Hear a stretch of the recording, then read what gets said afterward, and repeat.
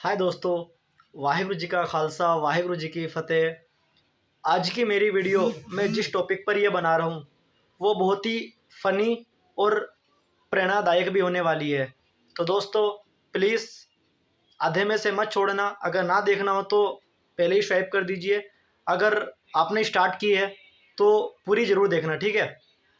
तो दोस्तों एक बार क्या होता है, एक आदमी रहता है तो उसके पास चूहा, कबूतर, मुर्गा, बकरा, 4 जानवर ये पालता है। तो ठीक है, तो और वो एक दिन बाज़ार जाता है तो बाज़ार से चूहा पकड़ने का, जिसको हम आम भाषा में चूहेदान बोलते हैं, वो खरीद कर लेकर के आ जाता है। तो ठीक है, अब जब वो खरीद कर लेकर के आ जाता है तो चूहे के तो पसीने छूट जाते हैं। वो अपनी फरियाद लेकर के मुर्गे के पास जाता है कि भाई ऐसे ऐसे बात है और ये मालिक तो चूहादान पकड़ने के लिए आया है और अब तो ये मुझे इसके अंदर कैद करके कहीं छोड़ करके आ जाएगा। तो इस पर मुर्गे ने जवाब दिया, देख भाई, इस छोटे से चूहेदान के अंदर मैं तो आने वाला हूँ नहीं, ये तेरी प्रॉब्लम है, तो इसको अपने आप हैंडल कर, ठीक है।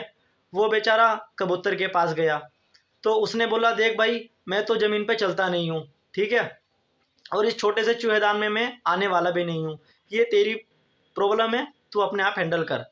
यही बात वो बकरे के पास लेकर के गया, उसने भी सेम बात उसको बता दी। तो उसकी बेगम साहिबा ने क्या करा, वो चूहेदान जैसे ही लगाने जा रही थी उसको सांप ने काट लिया। जब उसको सांप ने काट लिया तो वो मालिक अपनी बेगम साहिबा को लेकर के एक वैद्य के पास गया। जब वो वैद्य के पास गया तो उसने बोला, देख भाई, मैंने इसका जहर तो निकाल दिया है, लेकिन इसे तुरंत से तुरंत कबूतर का सूप पिलाना बहुत ज़रूरी है, ठीक है, वरना ये मर जाएगी, जल्दी से जल्दी पिला दे। वो अपने घर गया, उसने कबूतर को काटा, जो भी करना था, उसका सूप बनाया, उसकी अपनी वाइफ को उसने पिला दिया। अब उसकी औरत एकदम ठीक हो गई, ठीक है। जब उसकी औरत ठीक हो जाती है तो घर में खुशी का माहौल है। बच्चे पापा से बोलते हैं कि पापा, मम्मी तो एकदम ठीक हो गई है, चलो पार्टी करते हैं। तो उन्होंने क्या किया, मुर्गे को काट लिया पार्टी करने के लिए। पापा चिकन पार्टी करते हैं, बच्चों की ये फरियाद थी, तो उन्होंने मुर्गे को काट लिया, ठीक है। एकदम आराम से मुर्गा खाया पिया, ठीक है। अब सुबह क्या होता है, उनके रिश्तेदारों के फ़ोन आने लगते हैं कि भाई क्या हो गया, कैसे कैसे बात हो गई और आपकी वाइफ को सांप ने कैसे काट लिया। तो उसने बताया ये बात है। तो सब रिश्तेदार मिलकर उनके घर पर आने का फैसला करते हैं, ठीक है। सब रिश्तेदार आ जाते हैं तो फिर उनके बच्चे बोलते हैं, पापा इतने सारे रिश्तेदार आ गए हैं, तो चलो एक काम करते हैं, ये बकरा काट लीजिए, ठीक है। तो वो बकरे को भी काट देते हैं, ठीक है। सब रिश्तेदार आते हैं, बकरा खाते हैं और चले जाते हैं। तो दोस्तों मेरे कहने का मतलब, और चूहा सही का सही अपना, चूहा फर्स्ट क्लास, कोई चिंता नहीं, वो बच गया। और जितने भी कबूतर और मुर्गा और बकरे थे, ये तीनों हो गया इनका काम, ठीक है। तो मेरे कहने का मतलब ये है, हमारे समाज की कोई ना कोई घटना जिसे हम ये समझते हैं कि ये सिर्फ इसकी है, वो सिर्फ उसकी नहीं रहती, वो कहीं ना कहीं हमसे भी रिलेटिव ज़रूर रहती है।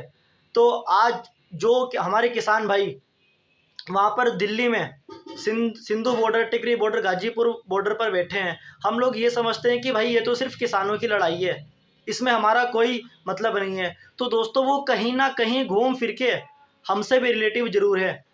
किसानों का सपोर्ट करने का मतलब ये नहीं है कि हमारे पास ज़मीन हो बहुत और हम खेती कर रहे हो तो ही हम उनका सपोर्ट करेंगे। हर उस बंदे को सपोर्ट करना चाहिए जिसका रोटी से रिश्ता है। दोस्तों रोटी से तो रिश्ता है ना, वो कहीं ना कहीं हमारे किसान हमारे लिए ही वहाँ पर बैठे हैं, वरना जो किसान उगा सकता है वो खा भी सकता है, ठीक है। अभी आपने देखा, सब चीज़ प्राइवेट है, सब चीज़ प्राइवेट कर दी सरकार ने, कैसा हाहाकार मच रहा है, आपको ऑक्सीजन तक नहीं मिल पा रही है, ठीक है। तो सोचो, अगर ये किसान किसान का गेहूँ, किसान का चावल अगर वो प्राइवेट हाथों में चला गया तो वो अपने मनमाने दामों में बेचेंगे। दोस्तों याद रखना, ऑक्सीजन के बिना तो एक बार को हमारी बीच रही है, ठीक है। वो उसकी सिलेंडर नहीं मिल रहा है, लेकिन वो पेड़ पौधों से भी मिलके हमारा गुजारा हो रहा है।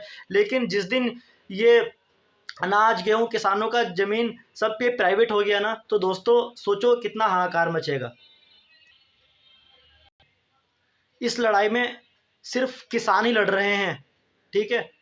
हम जैसे लोग उनका कुछ सपोर्ट नहीं कर पा रहे हैं। अगर आज हम लोग उनका पूरा इंडिया पूरी तरीके से सपोर्ट करता ना, तो दोस्तों ये आंदोलन इतने दिन नहीं चलता, कभी का ख़त्म हो जाता और फैसला किसानों के पक्ष में आ जाता। दोस्तों इस देश में बुराई इसलिए नहीं बढ़ रही है कि इसमें बुरे लोग ज़्यादा हैं, बुराई इसलिए बढ़ रही है क्योंकि इस देश में आप जैसे अच्छे लोग खामोश से, वो गलत के खिलाफ आवाज़ नहीं उठाते, वो गलत के खिलाफ बोलते नहीं।